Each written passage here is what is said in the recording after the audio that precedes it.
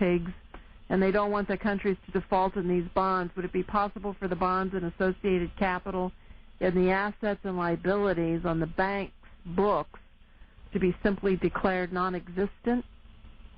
No, they have to write them off or put them into another account. They've been doing that, which is illegal, but they do it anyway. I mean, the whole system is corrupt. It's going to collapse. There's absolutely no question. The question is when, and I don't know. But it's going to collapse. And I don't want to belong General Electric. I want to belong gold and silver. So you all make your choices. And I'm sure that most of you are long gold and silver and will continue to do so. But the public doesn't know. They don't even know gold was down today. They don't even know the stock market was off 132 points. He's assuming that... This is interesting.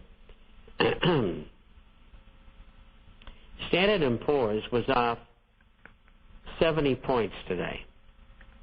And you multiply that by 9, that's 630 Dow points. Interesting. That can't be right. It can't be right. It probably wasn't 69. It was probably 9. No. Which market? The S&P? S&P. The S&P. How much was S&P down today? 13. No, that's NASDAQ. No, the S&P was down 13. The NASDAQ was down 40.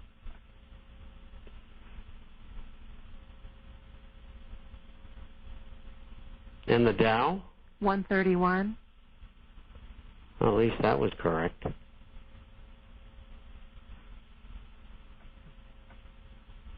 The rest of it looks to be all on. Somebody screwed up and they sent me these things. How much do you have the HUI down? I have that down 15 and a half. Well, that's correct. And I want to tell you something. The HUI should have been down today 60 points, not 15.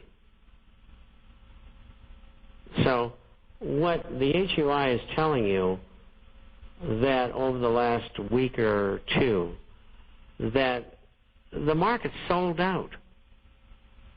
It's sold out. We're coming for a turn here. That's what these are telling you. Okay. You've got questions. Go ahead. Yeah, I was still finishing on the one that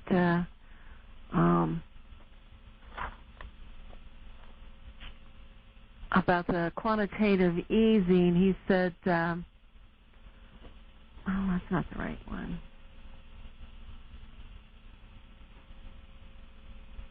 Bear with me here. About the European situation, about the liabilities on the bank books to be simply declared non-existent. He was assuming that the capital was created from nothing, and what proportion of the money used to buy the bonds was created from nothing. Did some of it come from pension funds? Can't answer that, but a central bank can create money, and so can't banks. So if they needed money, they just create it. Or am I missing the point here? I don't think so. He says if the pigs do default on the bonds, the share price of the banks will drop significantly. That's true. Would the bond default be enough to bankrupt the big European banks? Yes, and they're already bankrupt. Because they got to mark those bonds to market. Otherwise, they could hold them to maturity, but that's not a very good way to do a realistic balance sheet.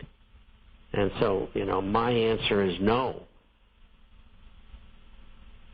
And do you know of a source that is similar to John Williams at a shadow stats that shows the real rate of price inflation in the UK going back over the past 20 or 30 years?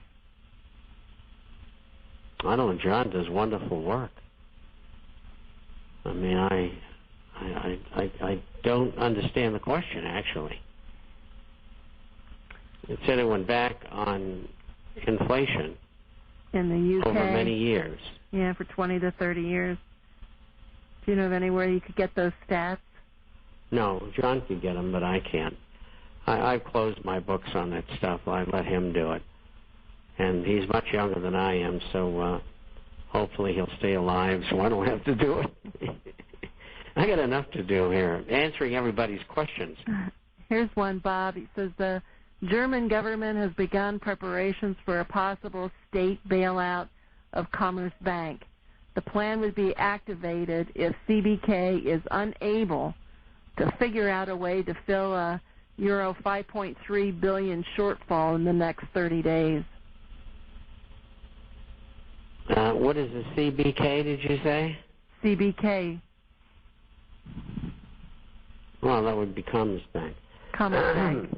Commerzbank is no better off than Deutsche Bank or the Landesbanks, which are savings and loans. They're all broke. They're all sitting on that toxic paper. They got to bail everybody out. I mean, can they do that? I mean, what is the number? Is it 60 trillion or is it 100 trillion? I mean, it's beyond belief. Nobody can pay anything back. Everybody's broke. Now think about that. They're all broke. You don't want to be in any currency. You want to be in gold and silver. And if anybody tries to take it away from you, shoot them. Here's a comment in from John, and, I agree with him. He says instead of trying, so many of these commentators try to pick tops and bottoms, he says it's more important for them to continue to emphasize that gold and silver is the only place to go, that there is nowhere else to go. And that's Kudos. true. That's absolutely correct. And I'm glad people are getting it. So if now you got to get it about Ron Paul. You have to do everything in your power to get him elected. Because all the gold and silver and the guns and food in the world aren't going to save you if they make that person who's in the White House president again, because he's going to do exactly what the bankers want him to do. I think, quite frankly, the military is going to end up saving our bacon for us.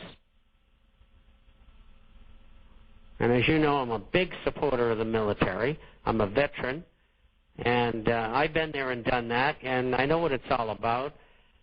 And you got to remember today, the people who are in our armed forces are volunteers.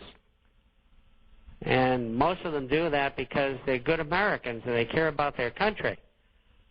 I can't say the same for the mercenaries, one by one, but some of them sure are very good and think properly about defending their country and its interests. And I'm sure there's some ratty people in there. Killing people is not a nice job. If you've ever done that, you know that. But anyway, we've got to do that. It's imperative. And I think we're going to get a little help from Europe, too, because I think even if Marine Le Pen loses, she is going to nail Sarkozy to the front door of Notre Dame, literally. I mean, these people are going to know they were in a fight. If you think her father was tough, she is even tougher than he is, especially from an intellectual viewpoint. So Europeans, think about that. Marine Le Pen needs your backing, because she can upset the Illuminati in Europe, turn them upside down. They hate her.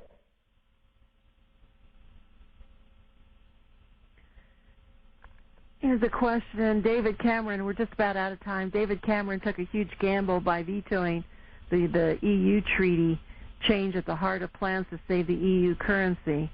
Furthermore, European Union has 10,000 tons of gold versus UK with only 300 tons of gold. Does this put England out to dry?